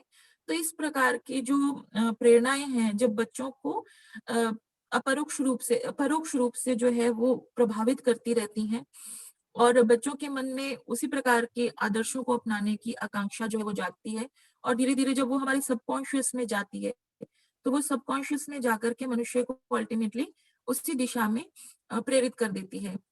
मैं अपने साथ देख रही हूँ कि जो मैंने 10 वर्ष पहले कहीं कुछ सुना है सत्संग में, या कुछ किया है, सत्संग में सुना, पढ़ा हमने स्वाध्याय में, तो वो स्वाभाविक रूप से अपने जीवन का अब एक अंग बनता जा रहा है। ये प्रोसेस शायद लंबी होती है, शायद उसे समय लगता है परिपक्वता आने में, लेकिन वो आती ज़रूर है। तो ये जो हम सूत्र अभी अपना कर रखेंगे, हमारे बच्चों के आने वाले भविष्य को उज्जवल बनाएगा। उनमें सुसंस्कारिता का एक जो फाउंडेशन है, वो दृढ़ हो जाएगा। तो इस प्रकार से सुसंस्कारिता संवर्धन का प्रकरण स्वाध्याय, सेवा, सत्संग और साधना। तो अब सेवा जो रहता है चौथा सूत्र। साधना हो गया, जो उपासना से हमें अपने आप को परिष्कृत करते जाना है और अनुशासन में बांध के रखना है। स्वाध्याय हो गया, जिससे हम प्रेरणा पाते रहे कथा सत्संग के माध्यम से, महापुरुषों की जीवनियों के माध्यम से। सत्संग हो गया, जिसमें वैचारिक गोष्ठी हुई, साथ में सत्संग किया हमने, महापुरुषों का सत्संग किया अच्छे साहित्य से। अब सेवा के ऊपर आते हैं। तो सुसंस्कारिता एक बहुत महत्वपूर्ण स्तंभ है सेवा। मनुष्य जब तक स्वार्थी रहता है, उसकी उन्नति के मार्ग अवरुद्ध रहते हैं। लेकिन जैसे ही मनुष्य उदारता को अपने जीवन में अपनाता है, तो उसके साथ लोगों का सहयोग, सम्मान, इस प्रकार से और संतोष की भावना उसके मन में आ जाती है। तो हमें सुसंस्कारिता के सूत्र को अवश्य रूप से अपनाना चाहिए कि हमारे पास जो भी विभूति है, जो कौशल है, जो ज्ञान है, जो हमारा प्रभाव है, उसको हम दूसरों को ऊंचा उठाने के लिए, दूसरों की कठिनाइयों को हल करने के लिए, अ, अपने परिवार से आगे बढ़कर थोड़ा समाज में भी जाएं और उसमें हम अपना योगदान देते रहें। जो भी लोग हमारे संपर्क में आए, उनको उनके साथ प्रेम का व्यवहार करते हुए, उनको जितनी भी हम सेवा सहायता कर सकें, या कोई पीड़ित है, पतित है, तो उसके पीड़ा और पतन निवारण के लिए जो भी हमारी कैपेसिटी है, जो भी हमारे पास उपलब्ध है, ज्ञान उपलब्ध है, किसी को ज्ञान की आवश्यकता है। जैसे जब कोई रास्ते में जा रहा होता है, उसे मार्ग नहीं पता होता, तो हमसे रुक के पूछ लेता ना, अरे भाई हमें वो रास्ता बताना कि वो कहाँ पहुंचे, इधर मुड़े कि कैसे मुड़े। तो ऐसे मनुष्य को अपने जीवन में, इस जीवन की यात्रा में कई बार ऐसी समय आ जाता है कि उसे आगे का मार्ग नहीं सूझता। और यदि हमारे पास अनुभव है, यदि हमें उसके बारे में ज्ञान है, तो हम उनको वो ज्ञान देकर के उनके लिए वो मार्ग जो है वो सुगम कर सकते हैं। उनको आगे का मार्ग हम थोड़ा सा हेल्प कर सकते हैं। जहाँ एक स्टेप लिया तो वो आगे बढ़ ही जाएंगे। तो इस प्रकार से लोगों को उत्साह संवर्धन करना, उनको प्रोत्साहन देना, आगे बढ़ाना। ऐसे बहुत से हमारे देश में ऐसे बहुत से बच्चे हैं जो कि गरीब परिवार से हैं, लेकिन वो आगे नहीं बढ़ पा रहे क्योंकि उनके पास या तो ज्ञान नहीं है, या तो उनके पास रिसोर्सेज नहीं है। तो इस प्रकार से बहुत सारे वर्ग हैं। एक ऐसा युवा वर्ग भी है, हमारा देश युवा है, पर ऐसा युवा वर्ग भी है जो अभी जो है दिग्भ्रांत है। तो उस युवा वर्ग को मार्गदर्शन देने के लिए उनके साथ ऐसी व्यवस्था बिठाना, जैसे बाल संस्कार शाला, किशोर संस्कार शाला, तो वो बच्चों का एक जो सुसंस्कारिता संवर्धन का जो पथ है, वो प्रशस्त होता रहता है। तो इस प्रकार से सेवा अपने समय को, अपने ज्ञान को, अपने धन को, अपने प्रभाव को इस प्रकार से नियोजित रखने का संकल्प, तो ये एक संकल्प पूर्वक अगर हम करें, तो ये अवश्य हमारे जीवन में आता जाता है। और जैसा बड़े करते हैं, जैसा बड़े जिस चीज का पालन करते हैं, वैसा ही बच्चे उसको फॉलो करते हैं। तो ये हमारा सुसंस्कारिता संवर्धन के 4 सूत्र हुए। उसके बाद हमारा है विश्व परिवार प्रकरण। तो विश्व परिवार प्रकरण में महर्षि धौम्य को ये लगा कि हमने पारिवारिकता के सूत्र तो सभी सबको बता दिए, लेकिन यदि मनुष्य ने सोचा कि मुझे ये जो पारिवारिकता के सूत्र जो है केवल अपने परिवारजनों तक ही सीमित रखने हैं, तो हमारी जो वसुधैव कुटुंबकम की जो बृहद जो संकल्पना है, वो अधूरी रह जाएगी। तो ये जो विश्व परिवार वसुधैव कुटुंबकम का जो हमारा संकल्प है, जो हमारी संस्कृति है, वो कैसे पूरी होगी। तो उसके लिए महर्षि धौम्य ने कहा, सभी को ये निश्चय किया कि सभी को इसके बारे में वो प्रेरित करेंगे। तो उन्होंने कहा यदि हम पारिवारिकता के जो 3 सूत्र हैं, आस्तिकता, आध्यात्मिकता और धार्मिकता, इन्हीं सूत्रों को हम अपना करके चलें और इन्हीं सूत्रों का हम जो पालन है वो सिर्फ अपने परिवार के लिए नहीं, हम विश्व परिवार के संदर्भ में करें, तो हमारी विश्व की जो व्यवस्थाएं हैं वो सुधर सकती हैं। आज जो इन सूत्रों पर भी आते हैं, आज की जो विश्व की समस्याएं हैं कि आपस में 2 देशों में लड़ाई हो रही है। जैसे अब हम इतना तो समझते ही हैं कि एक इंडिविजुअल से एक फैमिली बनती है, एक फैमिली से एक सोसाइटी, फिर सोसाइटी से राष्ट्र। इसी प्रकार से ये परिवार ही इकाई है जो कि संपूर्ण समाज की और राष्ट्र की फाउंडेशन है। तो जहां हम परिवारों में ये सूत्रों का पालन करते हैं, तो वही विश्व परिवार के अंदर अप्लाई करके हम जो है एक विश्व को सुंदर उद्यान बना सकते हैं प्रभु का। तो वो व्यवस्था कैसे? आज की समस्याएं क्या है कि आपस में देश लड़ रहे हैं, एक दूसरे के ऊपर अधिकार जमाना चाहते हैं, अधिक से अधिक विपुल साधनों का अर्जन करना चाहते हैं, चाहे फिर कोई हमारा भाई बंधु किसी भी परिस्थिति में हो, दुखी हो या उसके पास वो शोक में हो। तो आज क्या है कि स्वार्थ जो है वो सबके लिए प्रधान हो गया है। तो हमारी जो धार्मिकता, आस्तिकता, आध्यात्मिकता और धार्मिकता के 3 सूत्र हैं, ये हमें इन सभी समस्याओं के समाधान में हेल्प करते हैं। तो आस्तिकता से विश्वास हमारा ये बना रहता है कि ईश्वर है, ईश्वर का कर्मफल का सुनिश्चित सिद्धांत है। तो मनुष्य पहले ही ये मन में भाव रखता है कि सभी के अंदर वो ईश्वर चेतना समाई है, तो मुझे सबके साथ सद्भाव और सद्व्यवहार करना है। तो इसके लिए आस्तिकता के लिए हम अवलंबन ले सकते हैं गायत्री महाशक्ति का, जो सद्विचार और सद्भाव की जो है शक्ति है, महाशक्ति है, जो उसकी प्रेरणा हमें देती हैं। तो ये आस्तिकता का वातावरण अपने परिवार में अपनाए रखना और उसी को समाज में हम प्रचार करना। फिर आध्यात्मिकता, आध्यात्मिकता यानी अपने आप को निर्बल ना समझ के हमें उस परमात्मा का ही अंश समझते हुए अपने आप को परिपक्व करना कि हम ऐसे ही कृत्य करेंगे, ईश्वर के गुणों को अपने अंदर धारण करेंगे, जिसमें उदारता प्रथम गुण है। तो उदारता, सबके प्रति उदारता और अपने प्रति कठोरता। तो हमारी जो जितने भी हमारे रिसोर्सेज हैं, सिर्फ हम अपने लिए इकट्ठे करते रहे, संचय करते रहें, उस वृत्ति से हम जो है मुक्त हो सकते हैं। और जब हम अपने प्रति कठोरता और दूसरों के प्रति उदारता का जो व्यवहार अपनाते हैं, तो उससे ना तो हमें प्रेम ना सम्मान, तो आपस में सबके अंदर विश्व बंधुत्व की भावना इसी से विकसित होगी। जब हम ये अपने इंडिविजुअली और अपनी फैमिली में अपना के चलेंगे, तो ये ट्रांसलेट होगी एक विश्व बंधुत्व की भावना में, तो इसका विस्तार होगा। फिर आगे धार्मिकता, धार्मिकता में यही सबसे इम्पोर्टेंट यही है कि अपने कर्तव्यों का पालन करते हुए, दूसरों की सेवा करते हुए समाज के अंदर रहना। तो जब हम धर्म में रहेंगे, हम नीति का पालन करेंगे, न्याय का पालन करेंगे, तब ऐसा कोई नहीं होगा कि एक शोषित वर्ग होगा, एक गरीब वर्ग होगा और एक वर्ग होगा जो मालिक है। तो ना तो मालिक होगा, ना कोई शोषित होगा, ना कोई शोषण करता होगा, ना कोई शोषित होगा।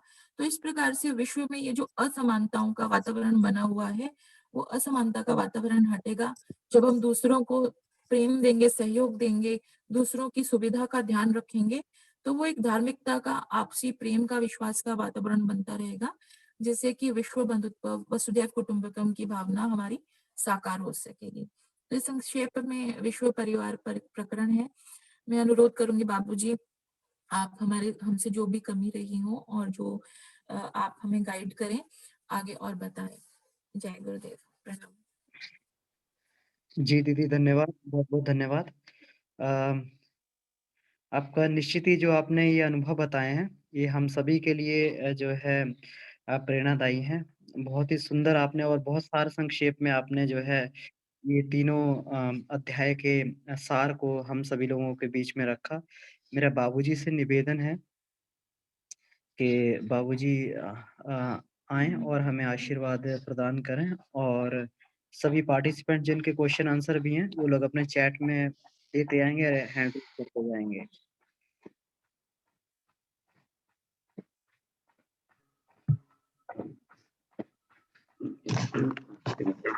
जी प्रणाम।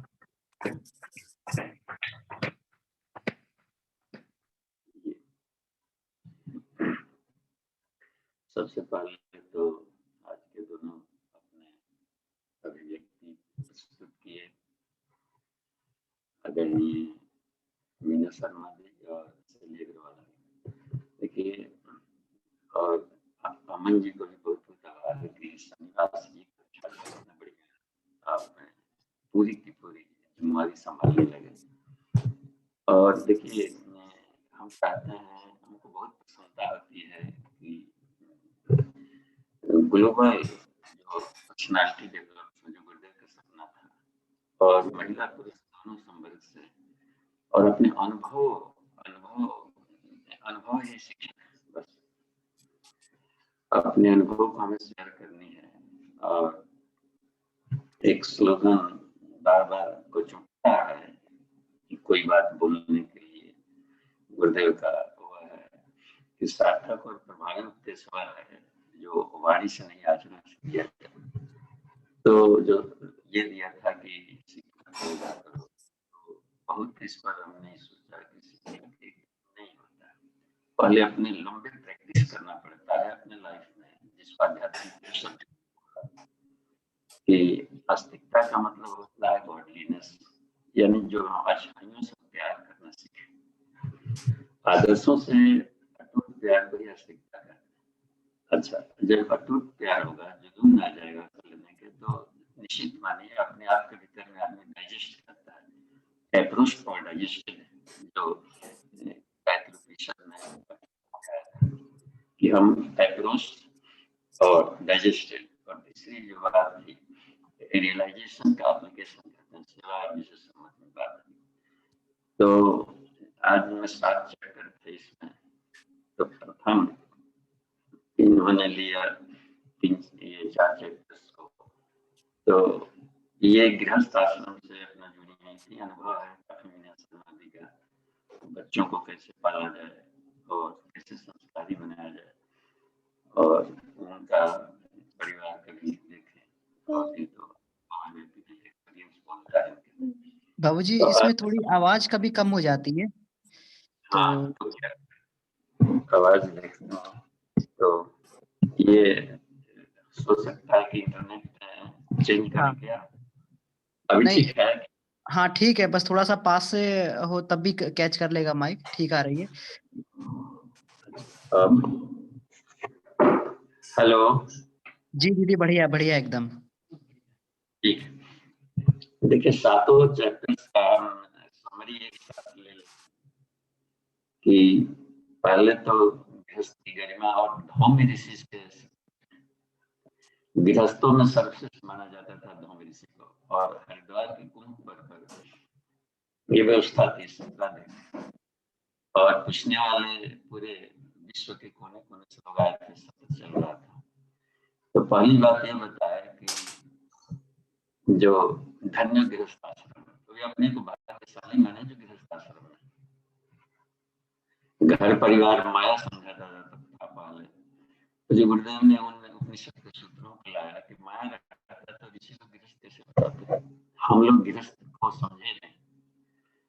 तो गृहस्थी एक ऐसा लेबोरेटरी कहा कि दिव्या प्रयोगशाला में सद्गुण निष्कारिणी, संस्कृत में सूत्र है इसके, ये कि इतना दिव्य लेबोरेटरी समझना चाहिए अपने घर परिवार को, जिसमें से हम प्रोडक्शन दे सकते हैं, एक सभ्य नागरिक उत्पन्न करके दे सकते हैं, साधु धर्म जनेय। ये तभी संभव होगा जबकि हम गृहस्थ आश्रम में हो और एक राष्ट्र का रीढ़ होता है तेजस्वी और संस्कारी पुत्र पैदा करो। और दूसरा, ये अपने आप के आत्म साधना के लिए जितना अधिक होता है, अपने आप के, कभी लड़का स्कूल जाएगा, कभी पत्नी से अनबन हो जाएगा, कभी पड़ोसी आ जाएगा, कभी शादी विवाह का कार्ड आ जाता है, ढेर सारे रिलेटिव है, एक ही दिन आ करके इतना झाड़ पड़ा रहता है कि किसको अटेंड करे किसको ना करे, कहाँ जाए, कौन रुचेगा, कौन क्या, कौन बड़ा एक मॉडरेशन वाला सारा माहौल है। इसका मतलब है कि युद्ध भूमि इससे बढ़िया नहीं हो सकता अपने आप को निखारने के लिए। तो साधना का सबसे ये फल होता है, गृहस्थ आश्रम में से पक्का हुआ कोई निकलता है, उसको मैनेज करना घर के जो गार्जियंस होते हैं और जो महिला पुरुष, तो वो शिव जी कहलाते हैं, शिव जी हैं घर के गार्जियन। तो उनको बड़ा ही संतुलित होकर के गृहस्थता संभालनी पड़ती है। किसी को भी कोई ये ना हो और एक सूर्य की तरह हम बने जिस फील्ड में रहे। तो इसमें किया गया है। और दाम्पत्य जीवन को इसमें देखिए कुछ फैक्टर्स होता है पहले तो सॉरी बाबूजी, आवाज अभी भी ना अप एंड डाउन हो रही है, तो अगर आप एक बार जैसे ये कर लें, नेट को चेंज नेट चेंज करके देख लें तो जी, क्योंकि कुछ अभी सूत्र पकड़ में आ रहे हैं, कुछ पकड़ में नहीं आ पा रहे हैं। अच्छा अभी नेट चेंज कर दे रहे हैं। जी जी देखिए बाबूजी। तो ये देखते हैं।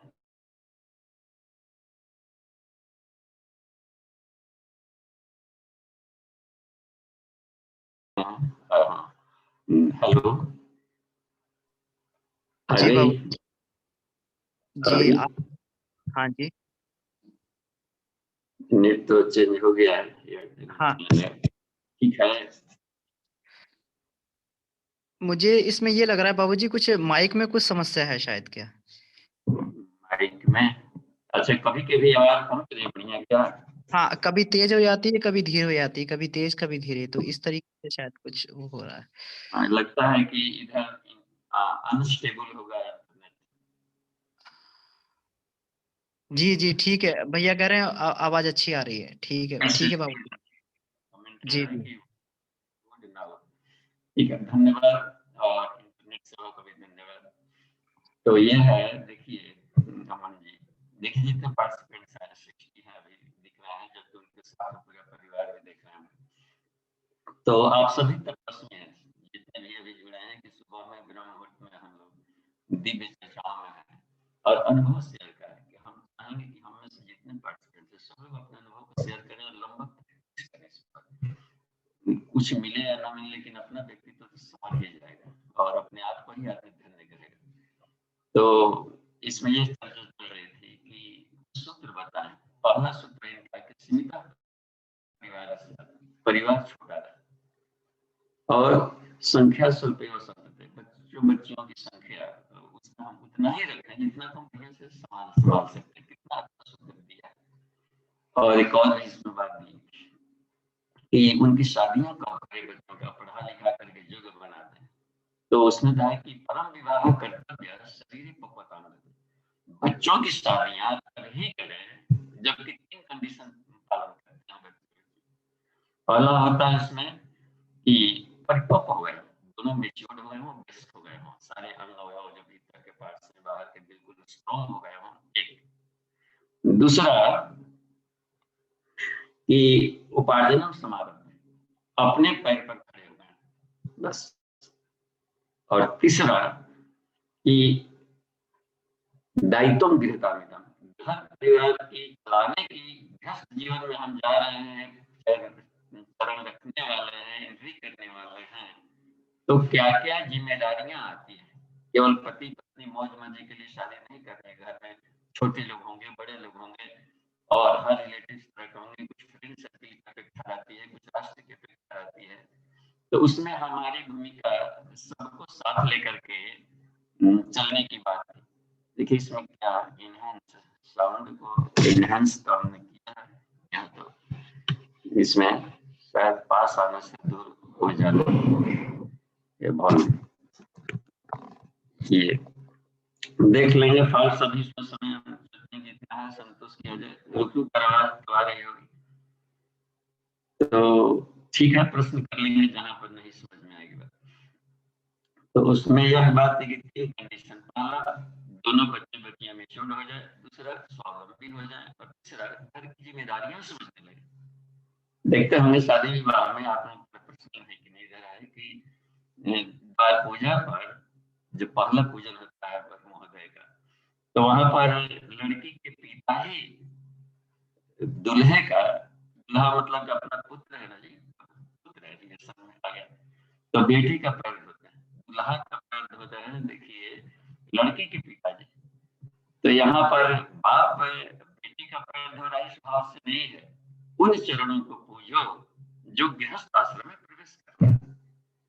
कि हमें अपनी को इस गरिमा को लेकर हम ऐसा हमारा व्यवहार होना चाहिए कि बड़ों लोगों से हम सम्मान पाते हैं, अपने को इतना बनना चाहिए और इस गरिमा का जो लाभ लिया तो फिर जीवन भर ये पूजा करते रहेंगे बड़ों का तो होंगे। तो एक बनाए गए हैं कर्मकांडों में ये बहुत ही सोच समझ करके और भारतीय संस्कृति को वजनी बनाने के लिए ऐसी बात है। एक और भी बात है कि घर परिवार कमजोर है। पहले का युग था कि एक कमा रहा है और 10 खा रहा है घर में। अब का युग आ गया है कि सभी लोगों को कमाना है। मित्र भी आत्मनिर्भर था, हर व्यक्ति सोचे कि हम कैसे स्वावलंबी होंगे और घर की आर्थिक स्थिति को संभालेंगे। कुछ गुरुदेव ने कहा इसमें कि ये प्रज्ञा पुराण में इसको तीसरा खंड है या प्रज्ञोपनिषद का तीसरा मंडल, इसमें सूत्र है कि लड़के और लड़कियों में तो भेद न रखें और दोनों को खूब पढ़ाएं। लड़कियों को जरूर पढ़ाया जाए क्योंकि वो अपने पैर पर खड़ा हो जाए और जरूरत पड़े तो घर परिवार की मैनेजमेंट को भी अपने हाथ में ले सके। देखिए कितनी एक क्रांतिकारी बात है। तो हमें रखना है कि हर सदस्य अपना आधार एक बना ले।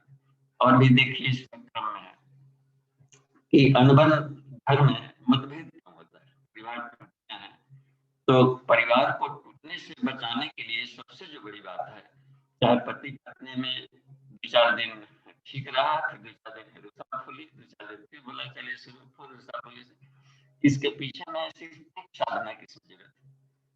तो वो है जिसने गृहस्थ एक वाक्य मिला, गृहस्थ एक तपोवन है जिसमें संयम, सेवा और सहिष्णुता की साधना करनी है। संयम से आसान है लेकिन सहिष्णुता वाला जो फैक्टर है वो बहुत ही टफ है। सहना, पत्नी की बात को पति को दुख लग गया, है का पति उनको हक है बोलने का, पति के बाद से पत्नी को दुख लग गया। तो सहिष्णुता, समास विद्या, मैत्री निर्वाह के सदा एक यूनिवर्सल ट्रुथ है कि यदि फ्रेंडशिप चाहते हैं तो हमें समायोजन की शक्ति आनी चाहिए। टॉलरेंस शब्द है, सहिष्णुता, अवांछनीयता को शांत हर कोई बात बात में कुछ तो कुछ अपने संस्कार बस बोलेंगे ही तो सब। उसमें देखिए दूसरा सूत्र दिया है स्वामी ऋषि ने, इस संसार दो नरो नहीं हो, संसार में दो व्यक्तियों का स्वभाव भी नहीं मिला है, न सृष्टि में कोई मिलेगा भविष्य में।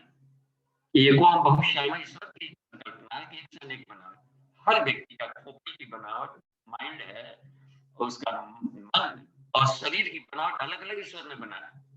उनका अलग रहन सहन खान पान संस्कार जन्म जन्मांतर चुके हैं और हमारे अलग खान संस्कार हैं। हम चाहते हैं कि जैसा हम सोचते हैं ऐसा ही वही क्यों नहीं सोचता है, वो अपने ही ढंग से सोचेगा, होल लाइफ अपने ही ढंग से करेगा। हम है कि खांचा बिठाने में कितने माहिर हुए। तो इसको बताएं तालमेल, समायोजन। तो गृहस्थ जीवन की साधना है समायोजन। तो कुछ हम झुक जाए, जब वो गर्म हो तो अपनी रहे, जब पत्नी गर्म हो जाए तो पत्नी कूल रहे, दोनों को गर्म होने का हक है। तब देखिए कितना जाएगा, कूल रहे तब अपनी बात कह दिया गया। पेड़ में लाखों करोड़ों पत्तियां पहले भी थी, झड़ गई, फिर नहीं आएगी, सब नहीं आएगी, नहीं चढ़वा जाएगी।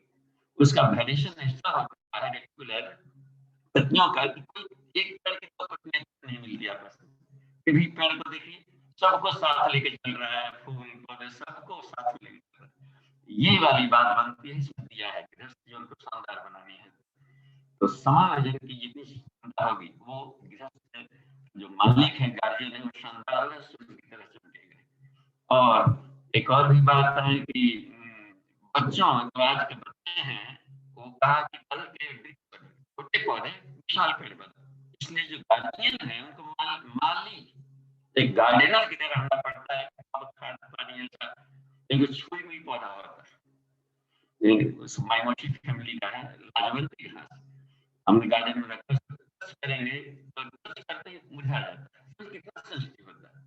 तो बच्चों का हार्ट बहुत सेंसिटिव होते हैं और उनको इमोशनल फीलिंग देकर के उनको संभाला जा सकता है। दुलार, सुधार के साथ में दुलार, दुलार के साथ सुधार। जहाँ दुलारना है वहाँ सुधारना ले ले, और जहाँ पर सुधारना था वहाँ दुलार कर ले, सब गड़बड़ होकर रह जाएगा। बनाना कुछ बन जाएगा कुछ। यह रहेगी बात में तो उसमें और इतना संवेदनशील होता है हार्ट। तो हमें ये देखना है कि बच्चों के साथ जब हम बोलते हैं, जब परिवार है एक दूसरे का, तो उसमें शब्द जो हम लोग निकालते हैं, शब्दों का चयन, यही सबसे बड़ी साधना है कि कौन से शब्द हम बोले कि उसको हार्ट को मुरझाने न पाए और बात नहीं बन जाए।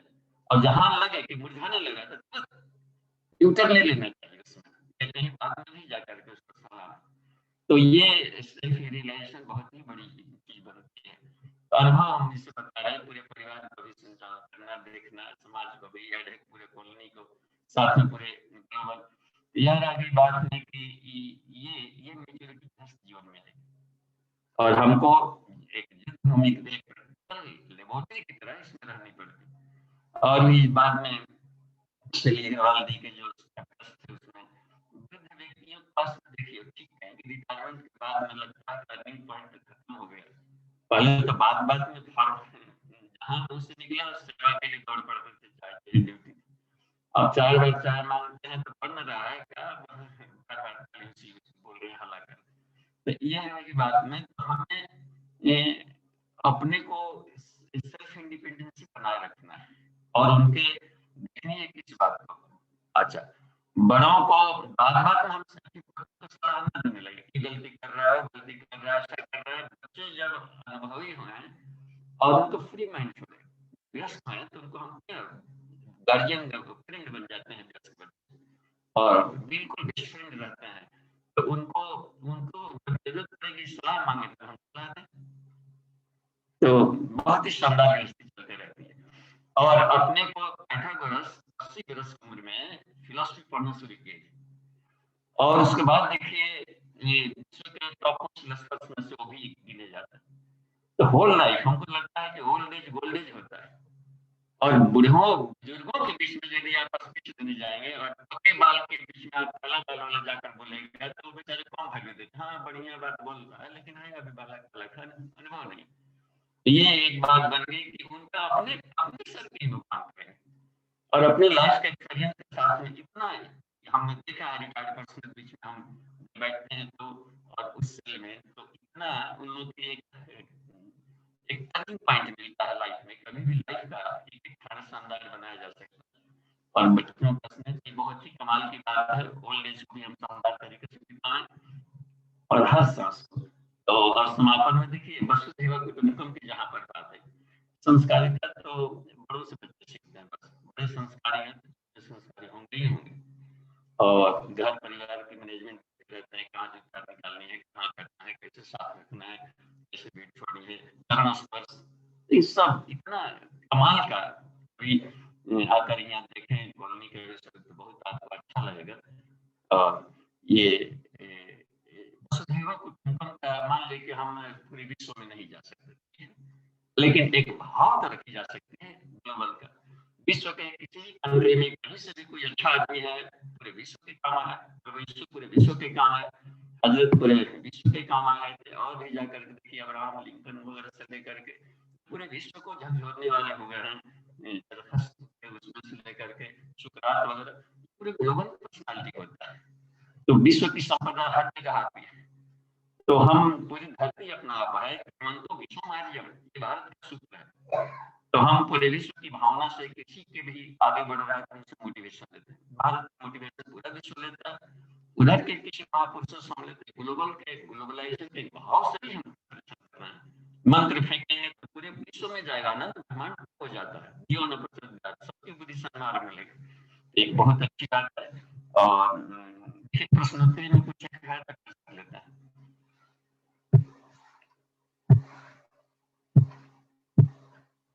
इसमें अमन जी देखिए तो साउंड एक्सप्रेशन, बॉडी लैंग्वेज, तीनों को जी मिलाने से आज बाबूजी अच्छा ठीक है जी, आपका कोई प्रश्न हो तो अपना प्रश्न पूछ सकते हैं। Thank you. 5 मिनट का समय है अपने पास में। 5 मिनट बहुत अधिक। जी जी जी, विक्की भैया का हैंड रेज है, तो विक्की भैया आपको अनम्यूट करते हैं।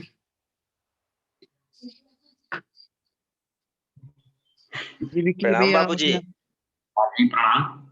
हाँ बाबूजी, आज के कक्षा में जो है महर्षि धौम्य जी व्यक्तिगत जीवन, सांसारिक जीवन और आध्यात्मिक जीवन तीनों का समावेश करते हुए हम लोग को सारे सूत्र बताएं। उसमें बाबूजी हम अपने दैनंदिन जीवन में कुछ बिल्कुल ऐसे सूत्र जो सर्व सामान्य के लिए जो है बिल्कुल इजी हो, उस पे बाबूजी 2 लाइन में हम लोग को बता दें, जो हम बच्चे जो है मतलब हमेशा उसको ध्यान में रखें, वो केंद्र हो हमारा। प्रणाम बाबूजी। देखिए, एक शब्द हमेशा याद रखिए, हम माने पूरे फ्रेंडली बता रहे हैं, और क्लास में कोई टीचर नहीं है, कोई छात्र नहीं, हम सारे मित्र हैं, एक फ्रेंडली कक्षा है। तो घर में बड़ों को सम्मान और छोटों को प्यार, ये 2 बहुत ही काम की चीज है। और ये उनको उनकी इमोशनल की सबसे बड़ी बात है कि आत्मीयता ही कराती है।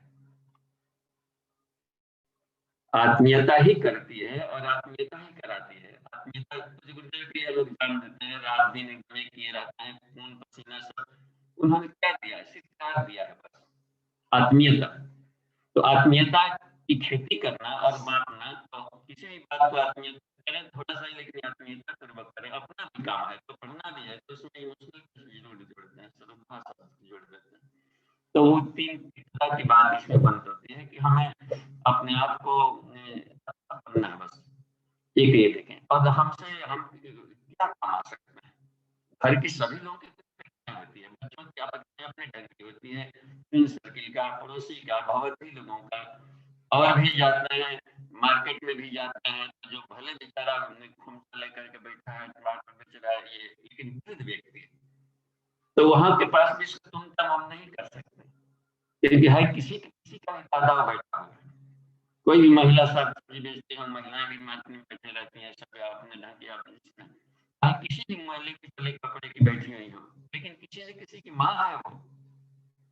इस भाव का हम रिस्पेक्ट पूर्वक हम बोलते हैं या देखते हैं, दृष्टि जाती है तो एक शरीर में से एक आवाज निकलेगी, बिना कहे असर पड़ने लगता है इसमें बात। तो मुख्य बात यही बनती है कि हम अपने आप को जितना ही शानदार बनाते जाएंगे, एक सफल गृहस्थ और एक और भी बात है कि मोटिवेशन जहाँ पर बुद्धि उलझ जाए या खुद लगे कि हो रहा है, तो उसको हम तो याद पड़ रहे हैं, हांगकांग में एक दिन चले गए थे साइंस म्यूजियम, तो देखे कि वहाँ का है बेचारा छात्र था, वहाँ का नेटिव छात्र, वो कोई ज्योतिष सुझा रहा था, साइंस वाले में हमको मन लगता है वहाँ पर ढेर सारा, तो उसमें एक फंस रहा था, हम चुपचाप देख रहे थे कि पूरा माथा करके बाल पकड़ करके सोचता था। अचानक पीछे से जाकर हम उसका करके बोर्ड पर ये बता दिया, इतना अप्लाई हुआ, खुश हुआ, माथा पर टिक करने के बाद ये उसकी गणित मिल गया। तो हम कहते हैं कि हम बहुत ही फ्रेंडली टच करें किसी को, छोटा उम्र का हो या बड़ा उम्र का हो, और उसको टर्निंग पॉइंट पर ये सब पात्रता अभ्यास से विकसित हो जाते हैं। जी धन्यवाद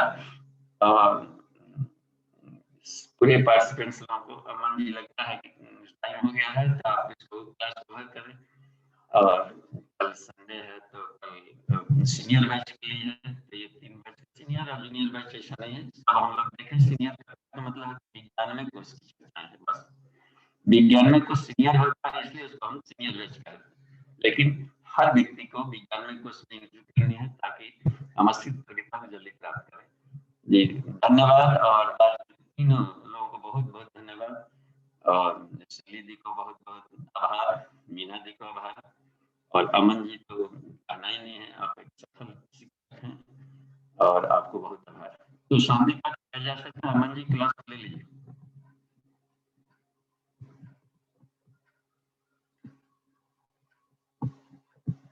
अभी 1 मिनट लगता है कि है कहीं पर, चलिए तो कोई प्रश्न है तो माने 1 मिनट में है तो ले, या शांति पाठ करते हैं। 36 हो गए। जी बाबूजी। हाँ तो आप कर लीजिए, अमन जी आ गए। जी बाबूजी, शांति पाठ कर दीजिए अपनी तरफ से आप। ठीक है, धन्यवाद सेवा के लिए। ओम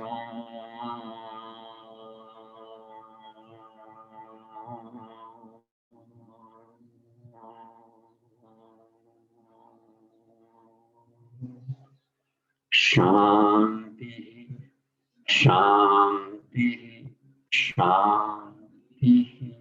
समाप्ति। प्रणाम। बाबूजी आपको बहुत बहुत धन्यवाद। मीना दीदी को और शैली दीदी को अपना समय देने के लिए बहुत बहुत धन्यवाद। सभी पार्टिसिपेंट को बहुत बहुत धन्यवाद। जी, आज की कक्षा को यहीं समाप्त करते हैं।